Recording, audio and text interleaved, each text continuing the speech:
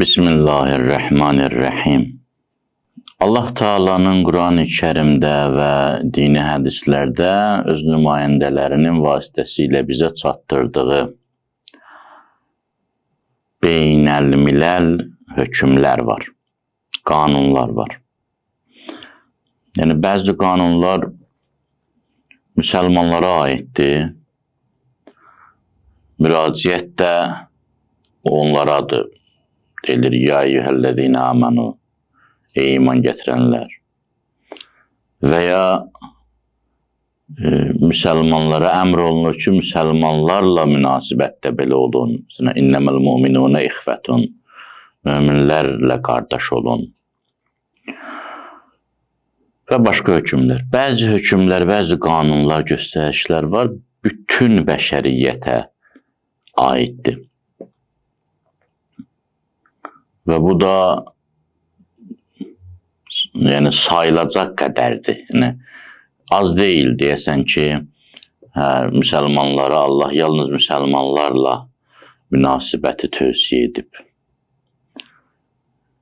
Eyni zamanda bu da qeyri-müsəlmanların, müsəlman olmayanların İslamı incələməsi üçün, təhlil eləməsi üçün, İslamı araşdırması üçün, tənqid eləməsi üçün obyektiv olmağa əsas verir. Yəni, İslamın qanunları hamısı İslam daxili deyil. Müsəlmanlara yalnız müsəlmanlarla əlaqədar tapşırıqlar verilməyib. Bütün bəşəriyyətlə əlaqədar tapşırıqlar verilib. O qanunlardan biri də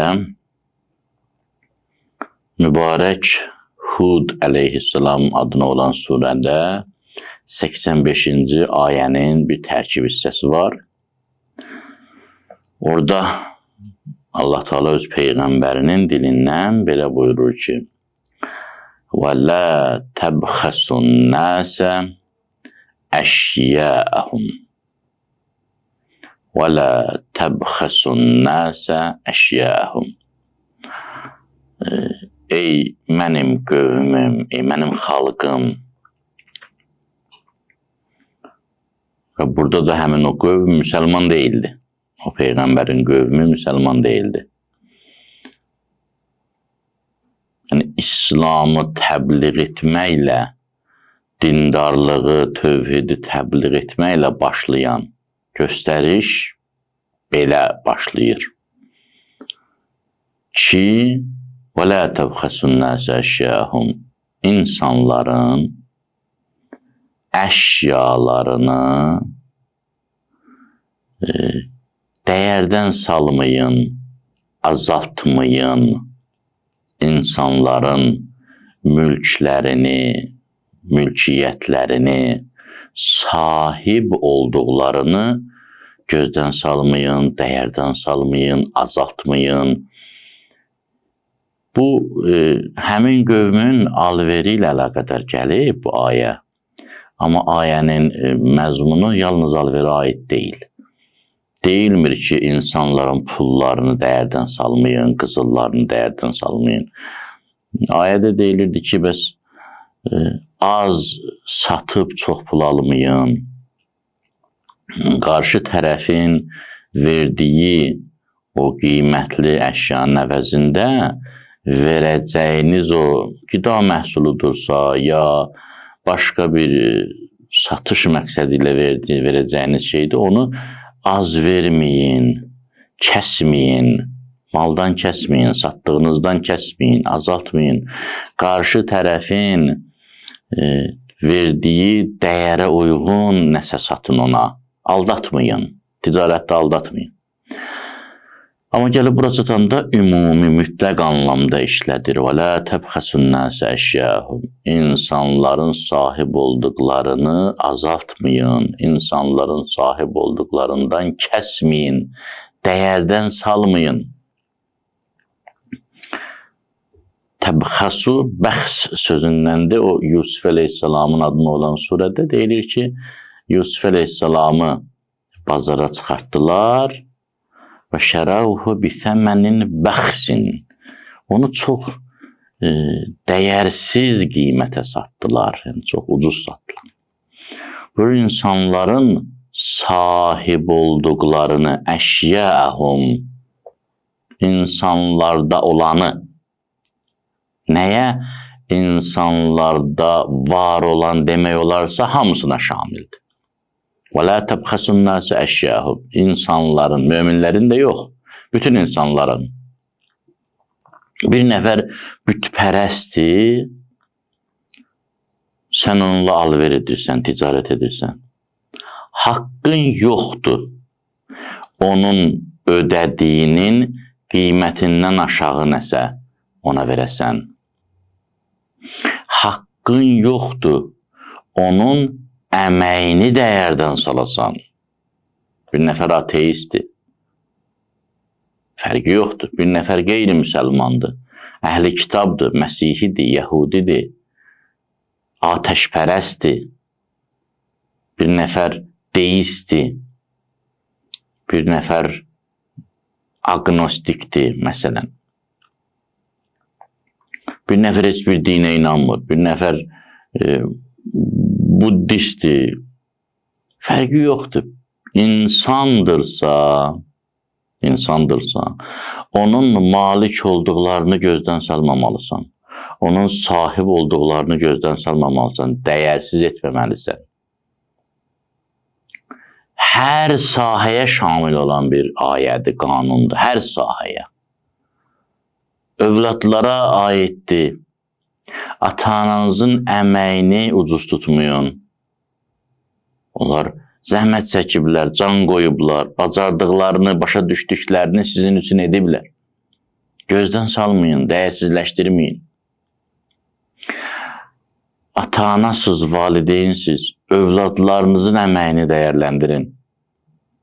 Sizin üçün kiçik bir şey ola bilər, amma o zəhmət çəkib, onun malik olduğudur, onun sahib olduğudur. Məhz bu ayə və bu ayədən gələn tələbə görə Rasulullah sallallahu aleyhi və səlləm ona verilən hədiyyənin dəyərinə, həcminə, qiymətinə görə münasibət bildirmirdi. Nə hədiyyə etirirdilərsə, çox təşəkkür edirdi. Buyururdu ki, çox məmnun oldum, çox sevindim, çox gözəl hədiyyədir.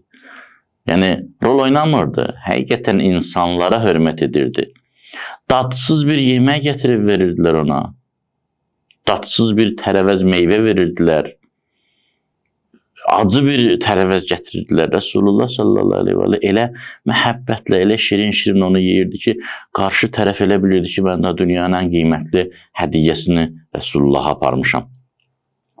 İnsanların əməyini zayi etməyin. İnsanların dəyərini azaltmayın. Həm fiziki anlamda, həm metafiziki anlamda, mənəvi anlamda. Bir nəfər ustadır, fəhlədir, sizin üçün iş görüb.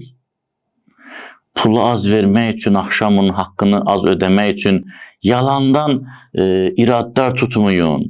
Ya tutacağınız iradlar normal olsun. Məsələn, eyni işi başqası üçün görsəydi 10 manat verərdisə, siz 8 manat vermək üçün ona irad tutmayın. Və yaxud siz ustasız, siz fəhləsiz. İşinizə uyğun pul verilibsə, siz onu dəyərsiz hesab etməyin. Bu nədir deməyin. Və la təbxəsun nəsə əşyəhum. Hətta bizim İslam alimləri bunu təfsir eləyiblər, gətiriblər, deyiblər, sizin ixtiyarınız yoxdur bir alimin əməyini zayi edəsiz. Bugün İslam araşdırmaları ilə məşğul olan müsəlman alimlərin ən böyük şikayətlərindən biri budur ki, qeyri-müsəlmanlar müsəlman alimlərinə qarşı bu mənfi halı yaşadıblar. Məsələn, bugün dünyanın aparıcı elmi, texniki, tərəqqi istiqamətində aparıcı elmlərinin ya kökünü müsəlman alimləri qoyub, ya onun inkişafı üçün müsəlman alimlərin metodundan istifadə olunub.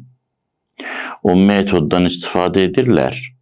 Amma müsəlman alimlərin, İslamçıların əməyini zayi edirlər. Demirlər ki, bu müsəlman alimlərin elmin nəticəsidir. Özlərinin dili deyil. Məsələn, mən kiçik bir müqayisə aparım.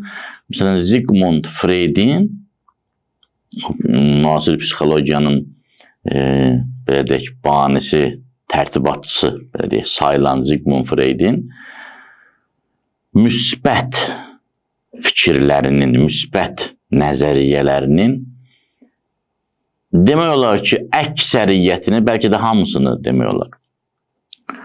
Mövləvi öz məsnəvisində şeir qəlibində, şeir formatında, fəlsəfi formatda çox yüksək səviyyədə izah edib və hər tərəfli də izah edib.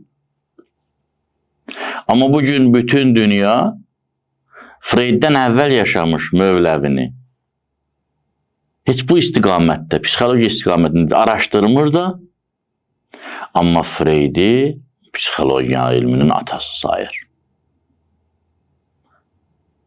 Freudin yarımçıq fikirlərini də bugün bizim müsəlman psixoloqları çox belə yanıqlı şəkildə, şikayət şəklində, gilə-güzar şəklində demək lazımdır ki, Quran ayəsi ünvanında vəhiy kimi qəbul edirlər, sanki vəhiy gəlib. Freud dedi və salam, məsələ bitdi.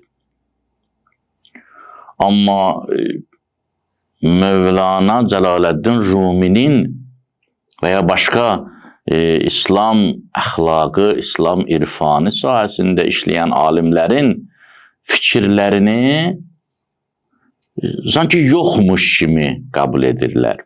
Sanki heç belə şey olmayıb. Sanki dünyada məsnəvi adlı bir şey yoxdur. Və yaxud İslam alimlərindən nisbətən müasirlərindən olan, nisbətən müasir, yəni o da bir neçə əsr öncənindir.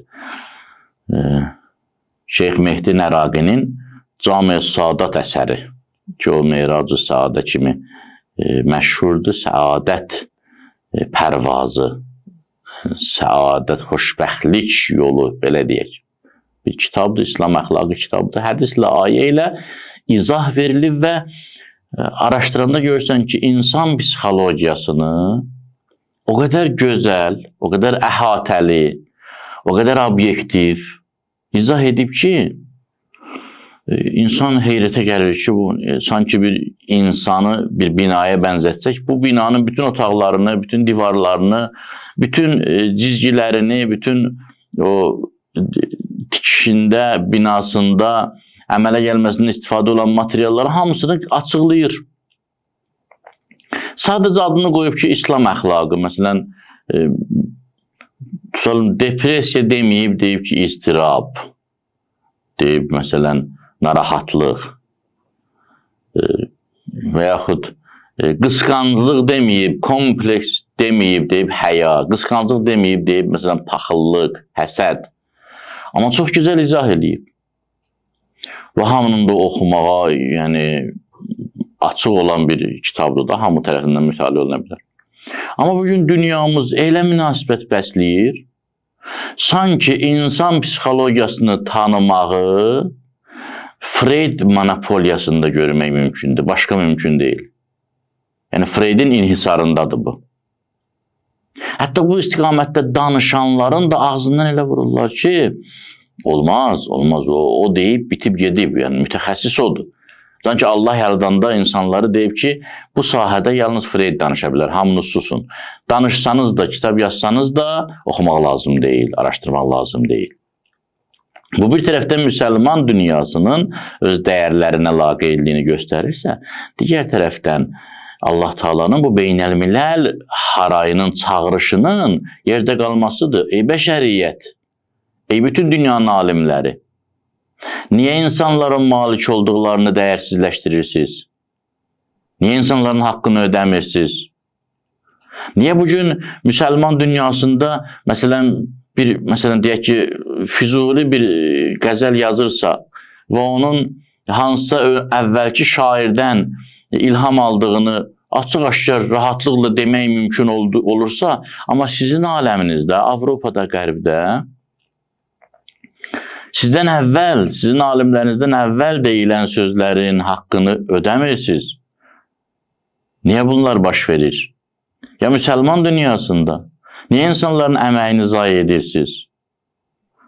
Məsələn, tutalım bir nəfər, elə həmin o yenə Freyd'i götürək. Freyd'in o qədər gözəl açıqlamaları, fikirləri, nəzəriyyələri var. Müsbət istiqamətdə o qədər gözəl işlədiyi mövzular var. Bunlar hamısı deyilməlidir. Bir mənalı şəkildə onu rədd etmək qətiyyən doğru deyil. Amma deyilməmiş, onun demədiyi o qədər sözlər var ki, o qədər işlənməmiş materiallar var. Niyə onlar sanki yoxmuş kimi götürülməlidir? Yəni bu alim, veya başqa bir alim hansı sahədə söz deyibsə, o nə deyibsə o qədər, ondan artığını qəbul etmək doğru deyil. Bu düzgün deyil. Allah buyurur və la təbxəsun nasə əşyəhum. İnsanların malik olduqlarını dəyərsizləşdirməyin. Allah bizə bu göstərişə əməl etməyə uğur versin. Allah'a emanet.